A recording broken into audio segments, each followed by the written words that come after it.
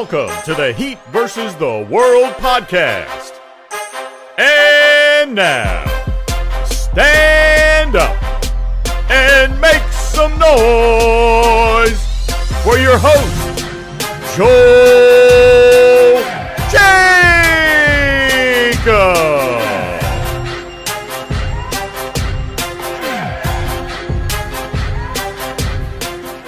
What's good, y'all? Welcome back to another episode of the Heat vs. the World podcast. As always, I'm your host, Joel Jacob, and with me, I got Orchard and Kevin, and we got a great episode of Heat vs. the World for y'all. Welcome back. Yo, the Miami Heat are in the finals, man, and I've waited so long to drop a pod just to say this. I mean, it feels like, a month ago when we did our Game 3 pod and talked about being up 3-0, but we're finally here. There was a lot of scares in between. Like, we lost Game 4, but, I wasn't trying to stress too much. It would have been nice to sweep them, but oh well. We then lost Game 5. It's 3-2, but, we still got that 1-game lead. Game 6 happens, and I'm not going to lie, I was a little stressed out with the way how that game ended because you got Derek White hitting that game winner, and all of a sudden we're going back to Boston for a do-or-die Game 7. But Game 7 comes, and you know what? Spo was saying it, in the press conference. I don't know if y'all saw that press conference he did after Game 6, but yo, Spo looked ready, man. Like, I'm looking at his face. He looking emotional as hell. Like, that dude was ready to play Game 7. And I honestly believed it. It's because I know a lot of people will say, oh, we're going to do this, we're going to do that. But when I saw the look on Spo's face, as he mentioned that they were going to go into Boston and finish this off, like, I honestly believed it because that man was serious as hell when he said it and everything. So they go into Boston, they handle business, they blow them out. He beat them by like 19. And, also a big shout out to Jimmy Butler because we talked about what Spo said. And, there's the whole quote from Jimmy Butler. In case y'all didn't know, the Heat beating Boston last night was on the 1-year anniversary of us losing Game 7 to them last year. And Jimmy literally said when we lost to them that we were going to be in the same situation come next season, but this time we were going to finish it off. And where did he lie? Like, he literally went and did just that. So overall, I'm just so happy, man. We went and we got it all taken care of.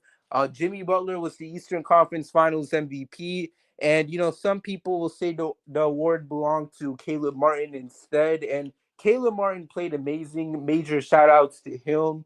I don't think the Heat would be in the situation they are right now if he didn't bowl out the way how he did. But I'm glad Jimmy got it too because I've been ever since the NBA announced the introduction of this Eastern Conference Finals MVP trophy. I always wanted to see Jimmy hold it until we could win that championship. So I'm glad Jimmy was able to get that award. But all of that aside, I know y'all got stuff you want to say too about seeing the Heat go into their well. I feel like we suffering from success right now because I low-key forgot how much finals we've been to. This is like our our 7th now. I think this is our 7th, I believe. Correct? Am I right or am I wrong? I think I'm right. I'm right. Yes, I'm gonna say that I'm right. But with that all being said, I just want to know how y'all feeling right now. We'll start off with you, Orchard. Let me just say that the gap between Game 6 and Game 7, Derek White left me like feeling I was gonna have lifelong trauma, but thankfully the Heat got the deal done. But I'm just really happy that we were in the right mentality going into Game 7. Obviously, so many people would have, like many players would have been down, especially the way with how he went out in Game 6, but the only thing that, like, the big thing that gave me confidence about Game 7 was just seeing all the players and, like you were saying, Coach Spo, like, they kept their composure and they were very professional about their reaction to losing Game 6. And just the way they behaved really gave me confidence about how this team's going to respond to the adversity. And, I mean, they dominated the whole game. Obviously, they started off the game a bit slow, but so did Boston. And the Heat they got into their rhythm and they just could not miss. Jimmy obviously backed up his word.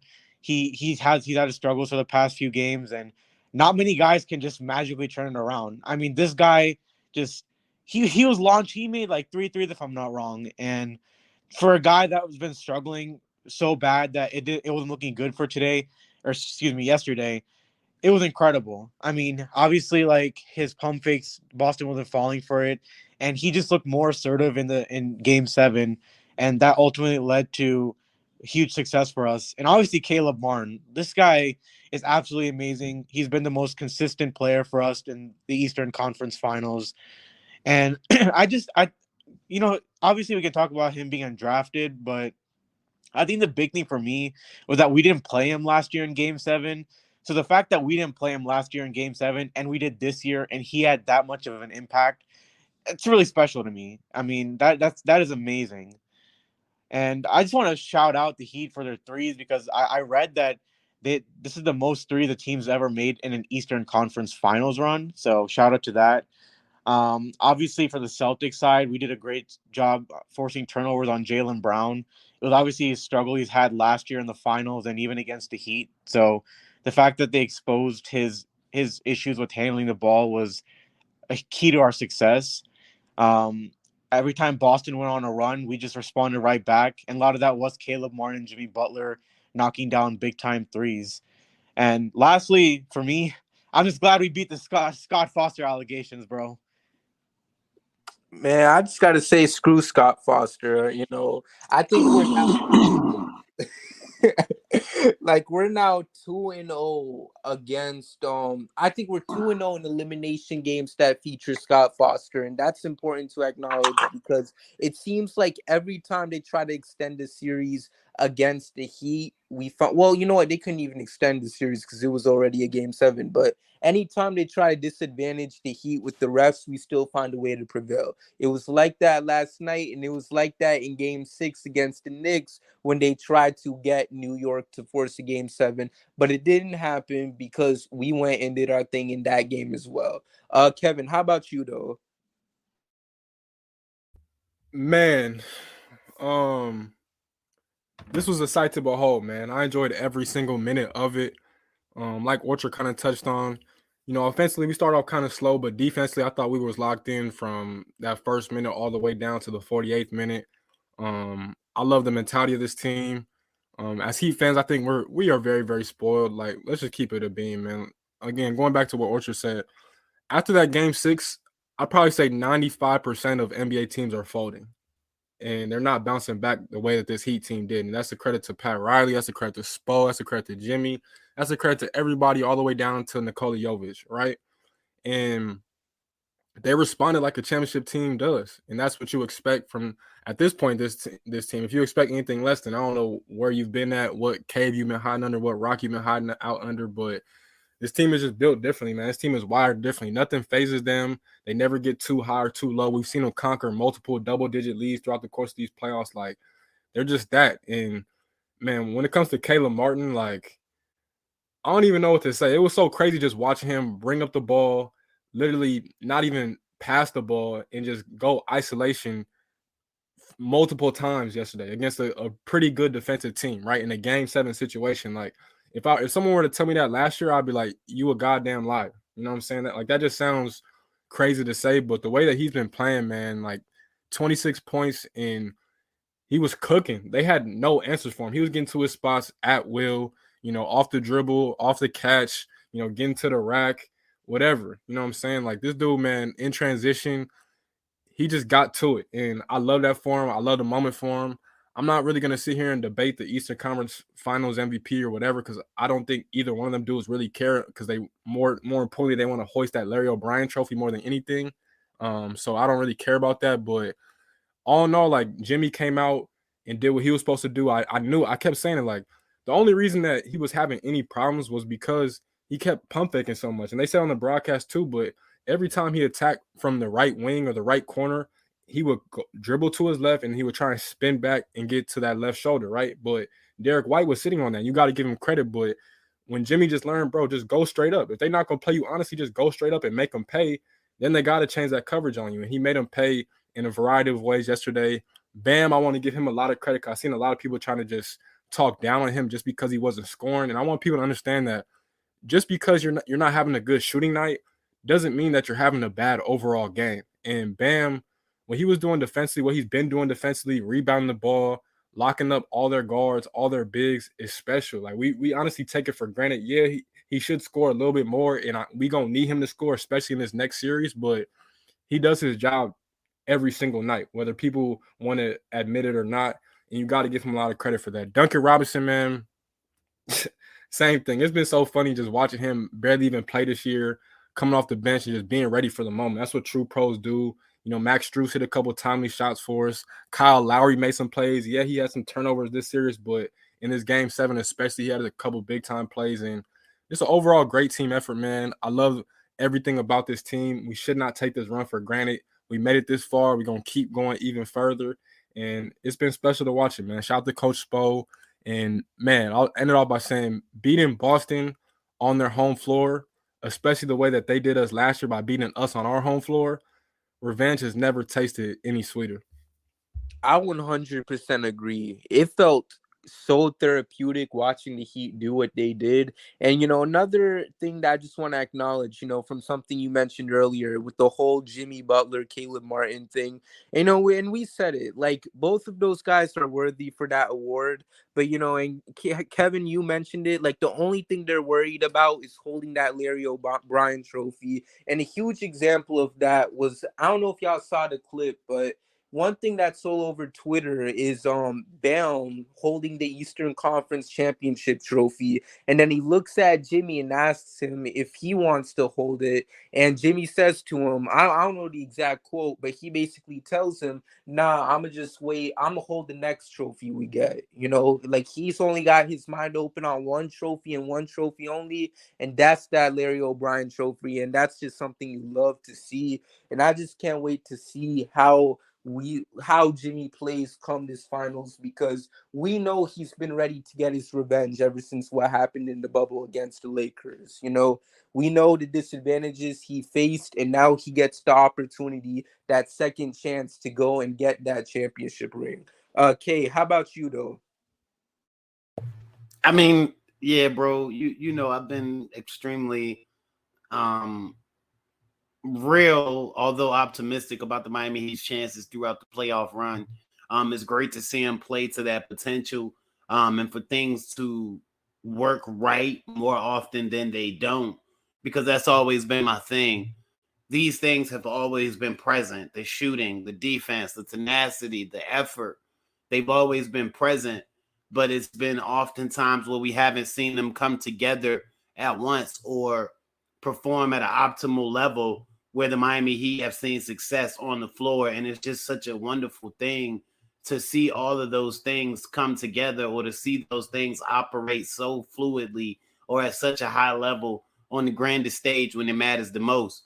And to everything that's been said, whether it's the revenge factor, quote unquote, the payback from last year, Jimmy's premonitions coming true, seeing Jimmy Butler catapult himself to another level of conversation, which is something you have to do after seeing him play the way he has throughout this run thus far, seeing Caleb Martin shine, seeing Duncan Robinson come back into the mindsets of basketball fans everywhere with a new and expanded game that, you had saw if you just watched him in any of his, slight minutes through garbage time or whatever, or in any of his opportunities throughout injury, which is another thing this Miami Heat team has faced, whether that be Tyler Hero, shout out to Victor Oladipo. I mean, just watching everything this Miami Heat team has had to endure, all they've been able to accomplish on top of that, and in spite of all of the negativity, the things that could have gone wrong, from perceived officiating biases to inward scuffling to not having a true full-on support at times, and not that matters to them in that building, which they always tell us, and which every athlete tells you, but to know this team and the history and the culture, and to watch them do what they've been able to do across the course of the last month or so has just been flat out special, man. And I mean, I really can't add anything to what, to the basketball of it, because you guys have pretty much said everything that's important. before we dig deeper into the conversation. But just from a personal standpoint of seeing a lot of ball, talking ball with y'all, specifically this team, and watching it all unfold in front of our very eyes, that's just all I can say. Right. And this whole series has been fun. I mean, and I said this at the beginning as I was giving the intro, like there was definitely stress. Like I was looking into this, and I know Kay, you could testify because I was texting. I know you've seen some of my texts throughout this series. Low key losing my mind seeing how some of these games was going. But man, like this Heat team, they just don't fold, and that's something that I just love about it. Because Kevin, you mentioned this earlier, like this, if any other team was in the Heat situation, they're not bouncing back from Game 6. They're not bouncing back from even losing three straight like that and winning Game 7 in a blowout fashion, the way how the Heat did it. But they did, and I'm just so impressed with this team. And there's been so many great stories. Kev, you mentioned Duncan Robinson. There was all the hate Kyle Lowry was getting about, the contract and seeing how many games he missed, but he stepped up here and there. Bam was also getting some hate in this series specifically. And, I understand the frustration because it's like there were times here and there where we really needed him to show up and it didn't seem like he was there. But overall, man, he's gonna. I think by the end of this series, by the time you were nearing the end, he was able to step up in certain ways. And one thing that's not talked about is the fact that he was able to clamp up guys like Jaylen Brown and all them. So shout outs to him. And we all know what Jimmy Butler is about. And even though he didn't have an easy series either, I mean, we know one thing is for sure, and it's that we're not gonna have to see anyone come in and guard Jimmy the way how these Celtics players guard him. Because if there's any team in this league that is always going to be ready to guard Jimmy Butler, it is going to be the Celtics. So I'm just glad that we were able to get the win and Jimmy was able to bowl out like how he usually does, while also doing it against a team like Boston that's always going to give it their best when guarding a guy like Jimmy. But overall, man, it's just a great win for the Heat. And now we're here in the finals. But before we get into the finals chatter, is there anything else y'all want to say before we move on from the Celtics? Shout out Haywood Highsmith. Yo, that's actually a good person you just mentioned, Orchard, because the dude was amazing. Like he didn't play a lot of minutes, but he stepped up here and there. And one stat that I found interesting heading into this series specifically was the fact that people mentioned how Haywood Highsmith, I think he was like when Jason Tatum specifically is guarded by him, he shoots 3 of 16 from the field. And there were moments where he was continuing to put the clamps on guys like Jason Tatum in this series. So, we're already shorthanded how it is. But to see him come in and do his thing and, help this team and just provide us an extra set of legs when, we've seen the injuries take place, whether if it's been guys like a Victor Oladipo who could have been really used in a series like this when it comes to the defense and stuff like that. It's stuff like that that's really important, and it just goes to show how yeah, we've given this team hell, the fact that they're constantly signing undrafted guys, but even then it's come to bless us in this playoff run, whether if it's Caleb Martin playing like prime MJ or friggin' Gabe Vincent doing his thing, Duncan Robinson coming back from the dead, or Haywood Highsmith playing important minutes for us as well. Like it's all really coming to bless us after a whole regular season of hell. So I'm just glad it's paying off. And yeah, is there anything else that y'all want to throw in before we get ready to move on? Shout out to all the assistant coaches too, man. That's true. That's true. Especially Chris Quinn and everyone. I couldn't agree anymore. Kay, is there anything you want to throw in? No, I'm good, bro. So with that being said, let's now look into this finals matchup. So we finished Boston, and now we're up against the Denver Nuggets. So this is going to be an interesting matchup for the Heat because you're playing against arguably one of the best players in the world in Nikola Jokic. And the dude has been a killer against the Heat. And, a lot of things are unique about the Denver matchup. I mean, one thing that I know a lot of people have been mentioning is the fact that Denver has been a place where Miami has struggled at the most. Like it's crazy to think about, but the last time Miami won a game in Denver was back when we were still in the Obama administration. And that's something so crazy to think about, but here we are. So with all of that being said, and you look at some of the pieces that Denver has aside from Jokic, whether if it's a guy like a Jamal Murray or a Aaron Gordon or a what's his name? I shouldn't be forgetting this because he's from Bruce Brown. Like they got so many good pieces on that team, and it's definitely gonna be an interesting series for the Heat. But personally, I do have faith in this squad. A lot of people are worried about what Jokic is gonna do, but you know what? He's gonna get his no matter what. I think I gotta say this because a lot of people were trying to give Bam hell on the timeline, talking about he's gonna be barbecue chicken or whatever. Listen, Nikola Jokic has always been that guy. So it's not even about Bam being barbecue chicken. It's just simply Nikola Jokic being Nikola Jokic. So I don't expect Bam to be barbecue chicken, but he's definitely gonna have troubles here and there trying to stop a guy like Jokic because this is a two-time MVP. Probably would have won it a third time had it not been for all the craziness that was going on this year with the conversations with the award and stuff. But overall, like I expect all of that to happen. And then I expect Jimmy to play like the Jimmy that we've seen throughout the playoffs. Like I mentioned earlier, he's not playing Boston. He's not playing a team that's going to give him hell like the Celtics did. So I'm not going to be surprised if we see the Jimmy that we were seeing earlier in this playoff run. But all of that aside, I want to know what y'all's expectations are. And we're going to start off with you, Kev. We went in this series in 7 games. I'm gonna start by saying that. As you mentioned, they do give us fits, but I think we have the things that are capable of counteracting them. So when it comes to this Joker thing, yeah, it's no doubt about it. He's probably the best player in the NBA right now. He's been dominant. You got to give him his credit. He's one of the best playmakers I think we'll ever see, and that's a high compliment. But to me, it's a couple things, right? We're gonna need our hot shooting to continue. We're gonna need Mac to hit his shots. We're gonna need Gabe to hit his shots. We're gonna need Caleb and Duncan to all hit their shots, right? That's obvious. The bigger and more important thing is two things. One, because both of our stars are not necessarily big time 3-point threats. Jimmy is. People just don't give him his credit because he stopped really caring about shooting threes in the regular season a few years ago. But Denver doesn't do a good job of protecting the paint.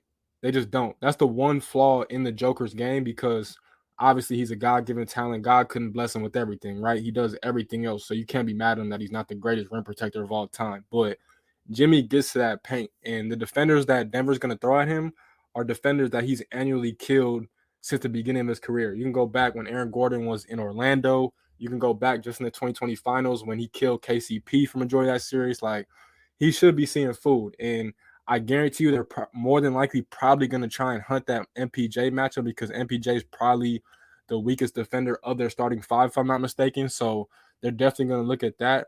And for Bam, it's the same thing. I just need you to be aggressive, bro. Like, that's all it comes down to. Just don't be decisive. Know when you're going to attack.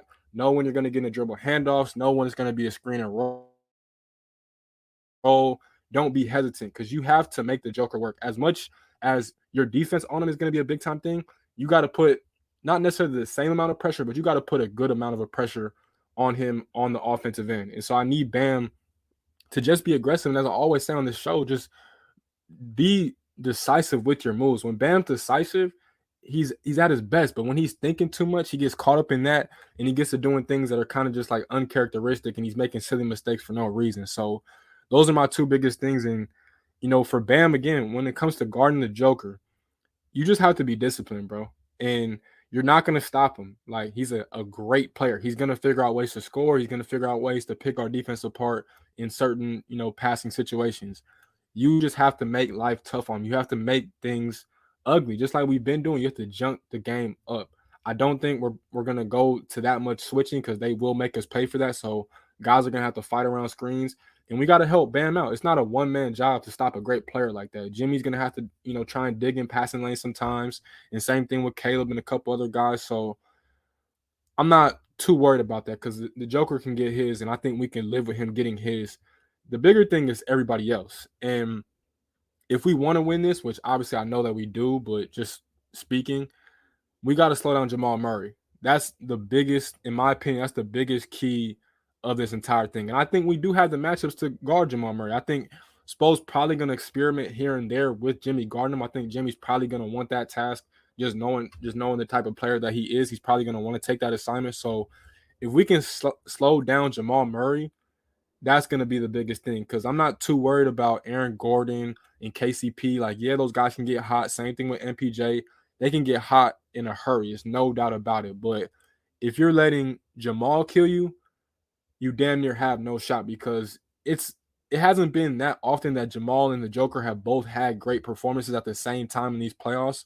But we can slow down Jamal Murray. I have no doubt about that in my mind. And again, just like the Joker, he's a hell of a player. So I don't want to sit here and discredit him and act like he's just an average player. No, he's a proven star in this league, and he's only going to continue to add to his resume in these playoffs for the foreseeable future in this league. But I think we have the bodies to match up. I don't know how much Spo is going to resort to the zone. I don't think it's going to be a lot because, again, the Joker's just too talented to do that. Mike Malone will probably just put him in the middle of it, and he'll probably just do work from there. But I think we'll see it sometimes just because, Spo, we all know he's the king of adjustments. He's going to probably make some tweaks here and there if we do play zone. And so I like this matchup a lot, man, just because, again, we have the shooting to cancel out their defense, and we have two of our guys and our star players that can get to the rim and make the Joker pay. And that's all you have to do, man. You just have to make these guys work. They're a hell of a team. They're just like us. They're mentally tough. They don't really get too high or too low. They don't worry about, being down or being up. They just play. And we're the same way. So I think it's going to come down to their offense and how elite can our defense get to. So I'll just say that. And then the last thing, too, before I pass it off to Kay, is that rebounding is going to be another concern in this matchup, just like it's been in every single matchup. The Bucks were a great rebounding team. The Knicks were kind of the same way, even though Bam held it down in that series. This last one, the Celtics are a pretty good rebounding team. We've seen they got a whole bunch of offensive rebounds. So if I'm Michael Malone, I'm definitely telling my team, if you're MPJ, if you're Aaron Gordon, to crash the glass. Same thing with Jeff Green. You got to crash that glass. Bruce Brown as well. So they're probably going to have that advantage there. But as long as we can get the timely stops, Heat and 7, man, let's get the job done.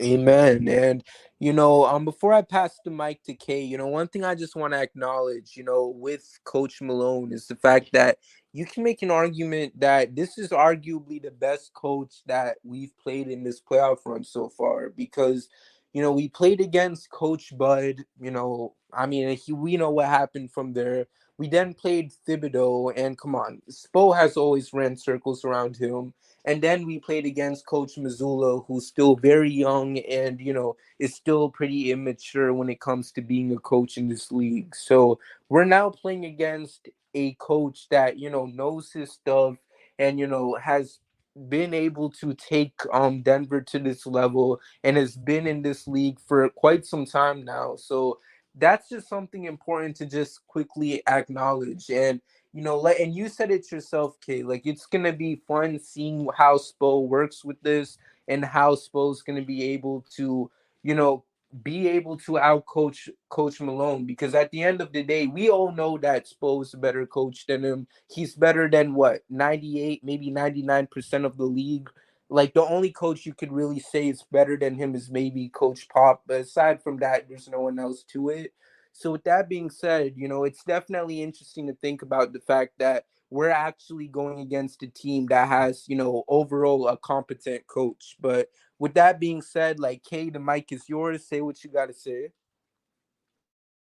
And that's what I was getting towards earlier, man, when I said as we let the rest of the show develop, because I think, again, Orchard hit on it before he had to step out. You talked about it, and Kev just talked about it in depth. When it comes to the Miami Heat and these Denver Nuggets, like I love this matchup. I really love this matchup for the Miami Heat. And listen, man, at this point in the season, in the competition and with the teams that are left, you have to acknowledge that either team can win. However, for me, looking at it outside looking in, this might be the easiest matchup for Spo to have to game plan for, because I think Kev was leaning to it, even though he said it in a different manner. Only two guys can kill you in the sense of losing the series. And I used the Lakers series against the Denver Nuggets in an example.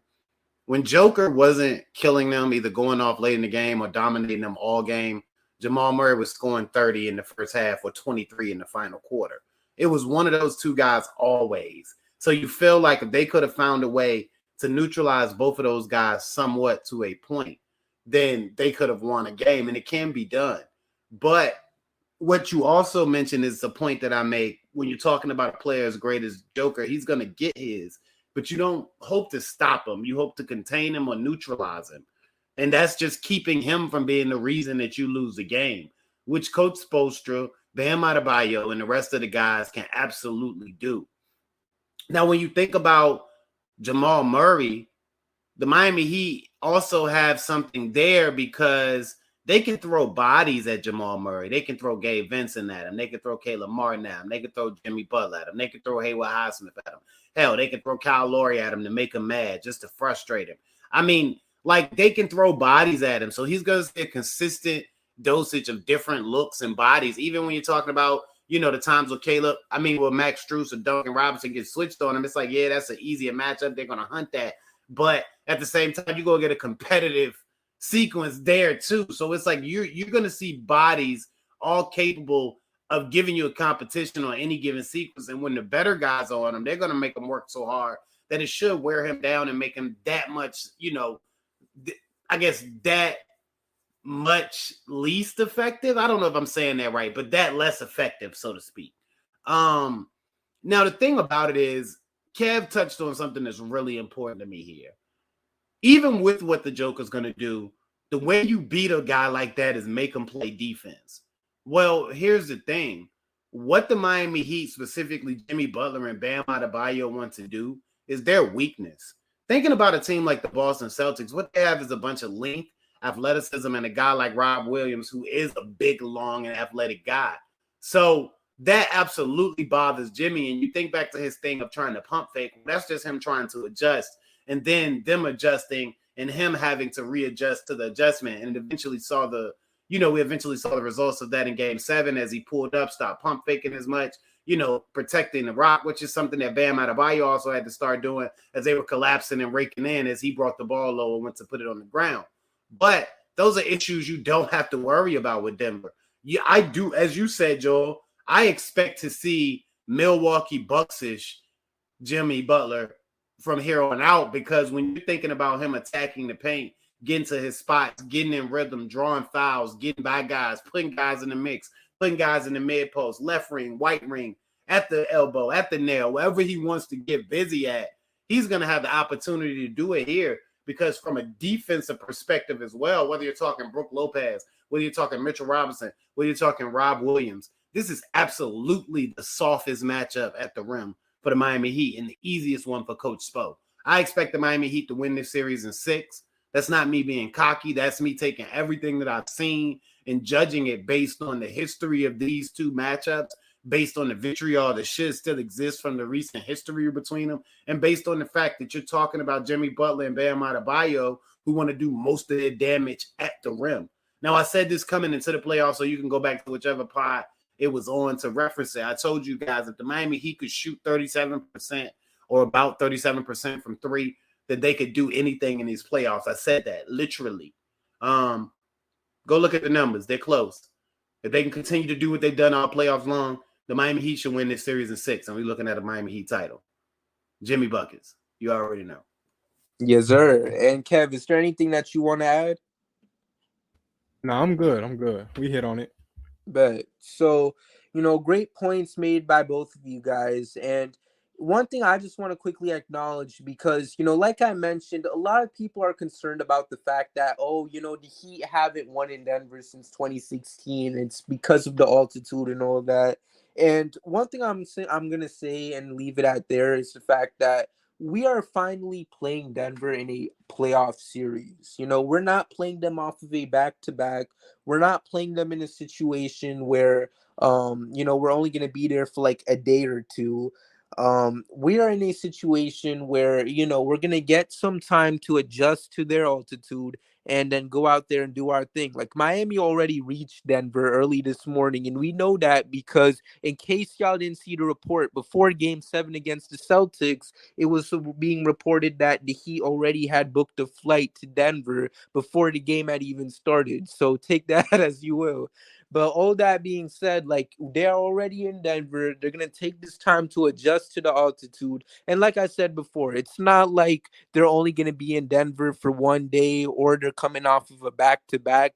They're gonna get some rest in and they're gonna take the time to adjust to, being in a city like Mile High, and they're going to use it and they're going to look pretty much fine to me at least. So to all those who are concerned about what the altitude could do for the Heat, let's take a deep breath and let's just let this playoff no, not this playoff, but this finals matchup unfold before our very eyes. Is there anything else that y'all want to add before we get into this game 1 preview? Nah, we good. Bet. So with that being said, let's look into game 1 for the Heat.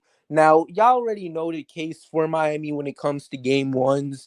We have not had home court advantage for this whole playoff run, but yet Miami has always found a way to steal game 1 against every team possible. We stole game 1 against Milwaukee, stole game 1 against New York, stole games 1 and 2 against Boston, and now we're looking into a potential situation where we could steal a game against Denver as well. And honestly, if you're Miami, you're looking at this and you're at least trying to get one of those two games against Denver in this scenario too. With that being said, I just want to know, like, what's y'all's expectations for the Heat as to get ready for this first battle against Denver? We'll start off with you, okay? I expect the Miami Heat to do just what they've done for the rest of the playoffs. Go into Denver, get a game based on everything I said in the previous topic. I expect to see Jimmy Butler firing like a nuclear missile. I expect to see Bam Adebayo attacking the rim with reckless abandon because there is absolutely nobody out there that should be able to stop them from doing so without having to foul them. They can't get up high enough, aggressively enough. That's if they're quick enough to make it to the spot. There should be absolutely nothing that anybody can do to keep them from attacking the glass, attacking the rim, and attacking the hoop successfully. So I expect to see that. And if they can do that, that's going to soften the middle up in order to get some kickouts for made shots. And they're going to do what they've done for the rest of the playoffs, which is take game 1. Now, after I see game 1, I'll be prepared to tell you what's going to happen in game 2. But I'm almost willing to tell you what I think is going to happen in both games right now because I feel that good about the matchup. But it definitely starts with them taking game 1 on Thursday night. Right. And how about you, Kev? Man, I could damn near reiterate everything that Kay just said, man. I think I'm not going to, I mean, obviously, any game you go into at this point in time, like, it's a must win. I hate when people even use those two words, but getting game 1 would probably be the most ideal just because Denver's going to be coming off a ton of rest. And with that, you're going to have to knock off some rust, right? So I don't expect them to come in. And they might. I could definitely eat my words within the next 48 to however many hours. But, I mean, they've been chilling at the crib for a minute. So they probably are excited and all that. But it's nothing like getting those reps. And especially because we're just coming off of a Game 7 situation where, for most teams, you could say, oh, our emotions might be too high. But I don't think that's the case with this team. So I expect us to go in, get the job done, play our game, play connected, play good team defense, and do exactly what we're supposed to do, man. That's all it comes down to. Exactly what Kay said, stupidly locked in. That's what it is. That should be the motto of this entire run, to be honest, if we keep it in a beam. But, yeah, man, go in there, steal a game. No team in the West has been able to do that this year in this playoff run for Denver. If any team can, I think it's us. Why not us at this point? You know what I'm saying? So go do what we're supposed to do. Play connected. Don't force bad shots. Play through the offense.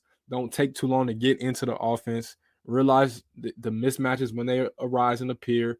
And just attack, man. Just go at them. Like Kay just said a couple topics ago, this is the worst rim protection we'll see all playoffs.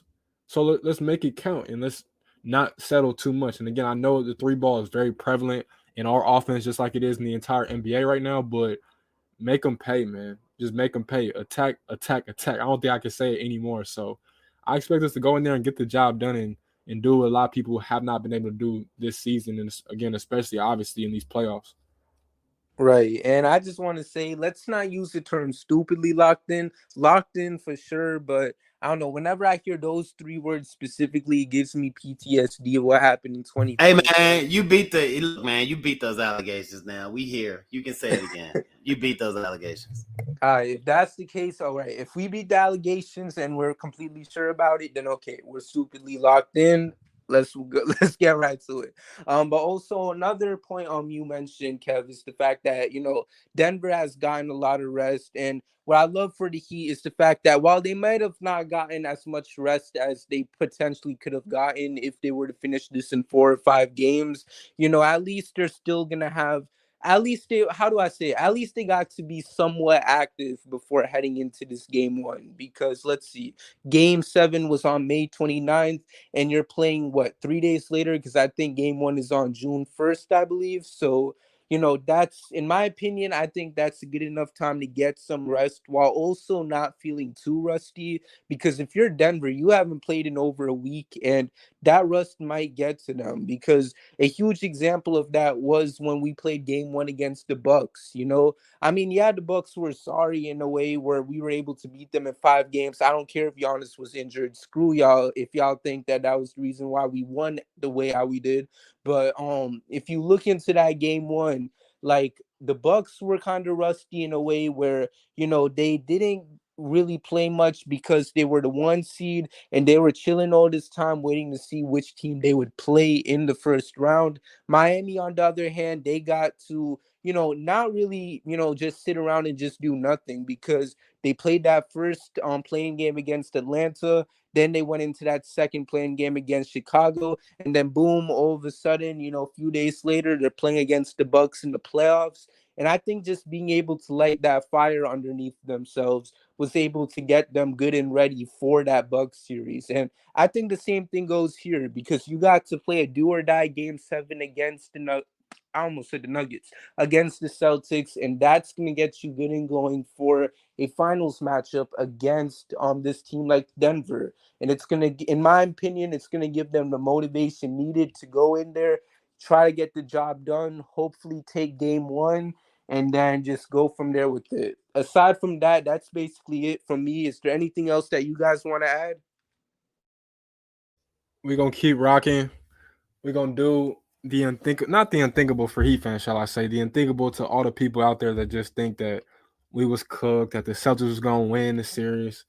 We're gonna win this series. And I'm saying that with full confidence. I don't care if it comes to bite me back. I don't care. We're gonna win this series. Um, Shout out to this team again, because even though this game is gonna start very, very soon, again, we should not take this run for granted. Shout out to UD. His career has been extended for as long as possible, and I appreciate the team for doing that as well. That was kind of underlying storyline going into that game seven. And man, let's go get a chip. Let's go get him a chip. And like you did say earlier to start the show, Joe, this is our seventh finals appearance, the lucky number 7. Let's handle business. Right. And Kay, how about you? Anything you want to throw in? Nah, man. Like I said, and like you guys have said, look, if the Miami Heat play the way that they're supposed to play and work on both sides of the ball, Denver shouldn't be able to beat them. Heat in 6. Let's get it. And you know what? Like we took looking at the chances. Like they said that we only had 3% chance against the Celtics, and that's fine, man. 3% chance, 97% faith, I believe it was they were saying. Now they're giving Denver an 89% chance and the Heat 11% chance. We'll take that no matter what. So my bad, y'all. I'm losing my breath real quick. With that all being said, though, for the Heat fans out there, man, we've been through so much, but we're really nearing the end game, man. This has been a fun playoff run. It's been great seeing this team doing what they've been doing, and overall, man, I'm just excited to see what comes ahead of us in this finals run against Denver. It's obviously not going to be easy, but if there's any team I believe in, it's this Heat squad. It's crazy because we never thought we'd be here, just a few, maybe like a little over a month ago. but we're here right now. So let's embrace that. And it's crazy because I still hear people try to chirp about, oh, what moves could they make in the offseason, blah, blah, blah. Like, let's not do that, y'all. Like, obviously, I want to sit here and tell y'all what y'all can and cannot do. But, while you can sit there and talk about, oh, getting this guy or that guy, just know that the team that you're trying to make trades for are literally in the finals right now. Like, there are 28 other teams in Cancun, and the Heat are still here competing for a championship.